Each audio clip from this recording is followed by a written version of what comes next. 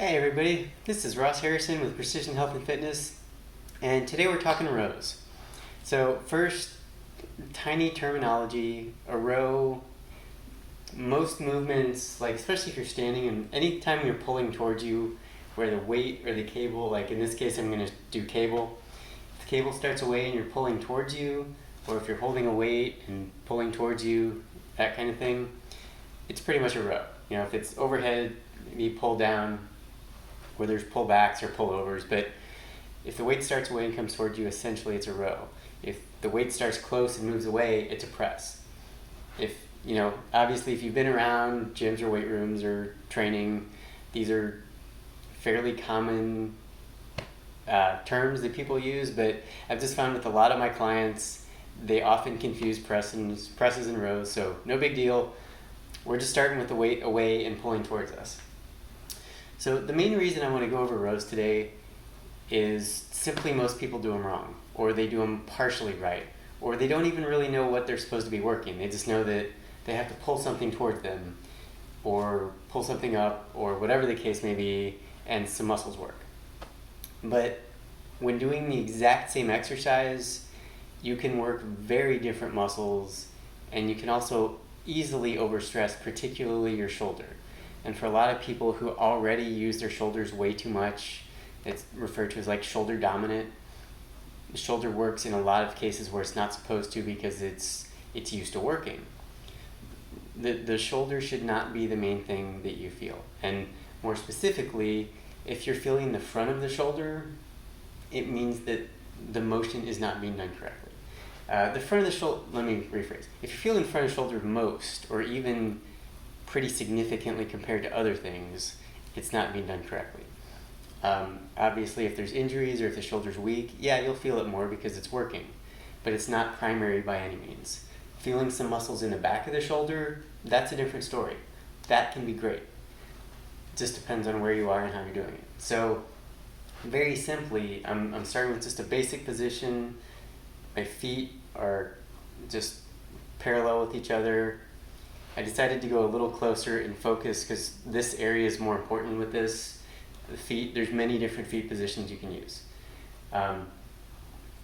Just pulling towards you. So the important thing with the pull, basically if you just remember, if your forearm stays pretty horizontal, you're good.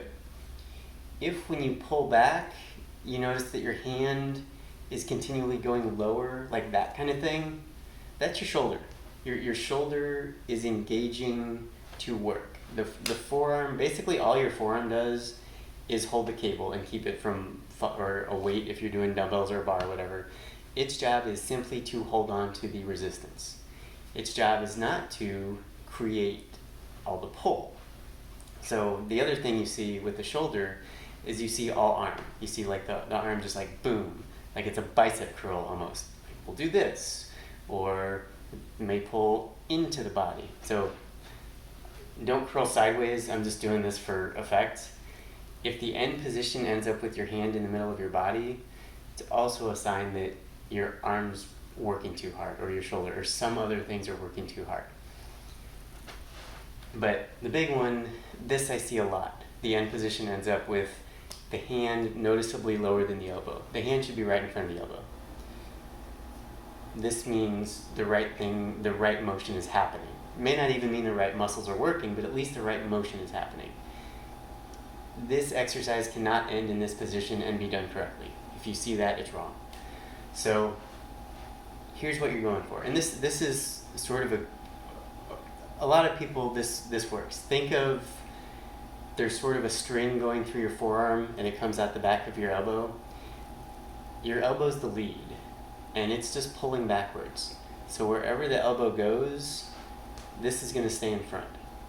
And rows can be done with wider elbows or narrower elbows, all kinds of different positions. That's not necessarily bad. What is bad is when, like if I'm doing a wide row, I want to end up in this kind of position. I don't want to end up, again, with like my hand pulling down or my hand pulling out.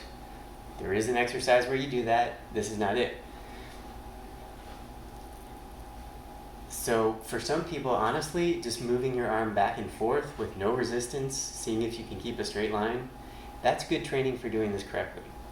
So what I haven't talked about is what is supposed to happen. Other than this motion, this exercise is for your lats primarily. Your lats, your back. You know, if you're standing using a cable, you get some more core involvement. If you've got one arm, there's so many variations of even just the basic standing row with the cable. We're just going to keep it simple for today. When you pull back, you may not feel like during this part of the motion, you may not feel much, especially with the cable. You may start feeling some tension through here, through your arm.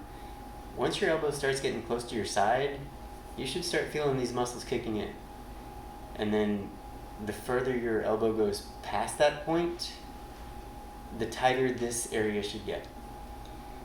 If you have tight shoulders, you may feel all kinds of stuff along with it, but the important thing, the shoulder should open.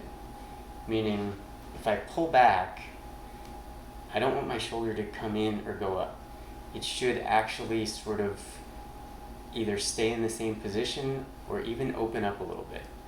So typically, and especially when people use weights that are too heavy, they'll pull and they'll end up like this, or they'll be like this, because they're trying to raise their shoulder and get their shoulder to actually push the weight back instead of having these muscles pull the weight back. So essentially people try to turn rows into presses. It doesn't work. It just creates shoulder dysfunction and all kinds of other dysfunction.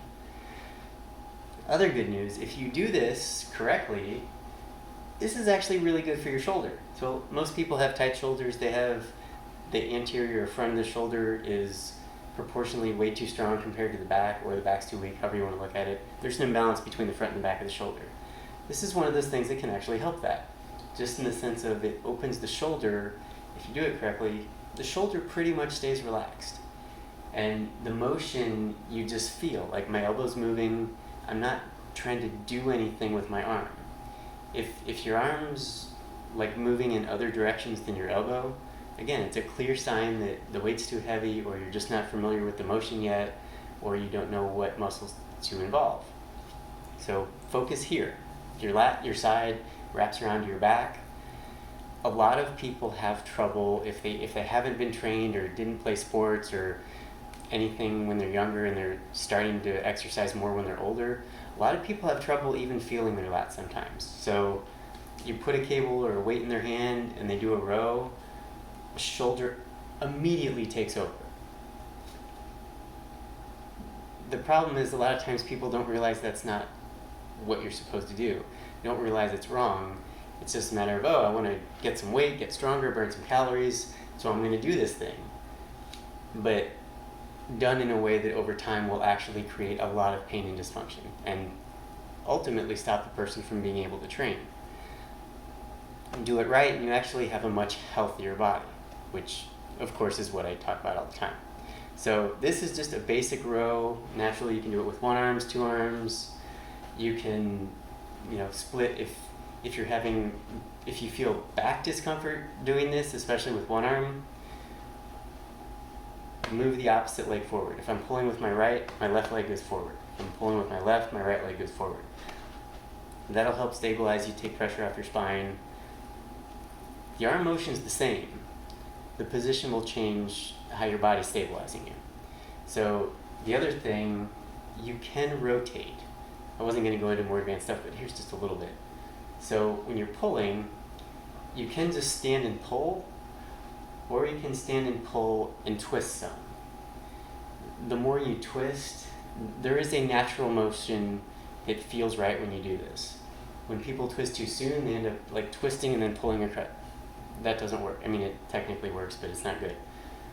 So I would suggest to start whatever foot position feels good, so that it feels like your base from your waist down is stationary with the least stress and discomfort throughout your body, and just work your arm. You don't even need a lot of weight to be able to feel the right muscles engage. If you feel the right muscles engage, you got your hand in front of your elbow correctly, things are moving, and if your motion stops here, it stops here. Some people can go further back, but a lot of times you see, especially with people learning this exercise, their form's good to here, and then they try to go back further, and like these kind of things happen, or this happens, or tricep tries to push down, that wherever you can go without any of that happening, that is the best way to develop good form and ultimately have more range of motion and more strength throughout your body. So, little primer on rows, they're a big deal, primarily because a lot of times those are some of the primary muscles we don't use correctly. So, I hope you can play with that. If you're doing rows now, maybe that'll give you some tips. If you've been exercising for years, this is probably nothing new.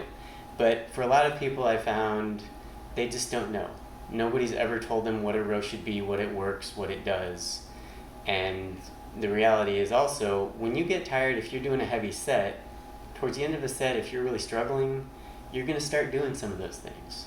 And if you're aware of that, once you start feeling those adaptations happening, just stop. You're done. You've gotten the effective reps out of that set. Pushing further, may work some endurance and some other stuff in different aspects of your body, but it's not good for your joints. It's not good for mechanics. It's not good for long-time learning. Your body remembers the last rep you do most. So if you always stop after a point of fatigue when you're pushing too hard, ultimately you're not going to have great form. So there you go. Lots of stuff thrown at you. Take it, use it, enjoy. I'll be back next week. Take care. Bye-bye.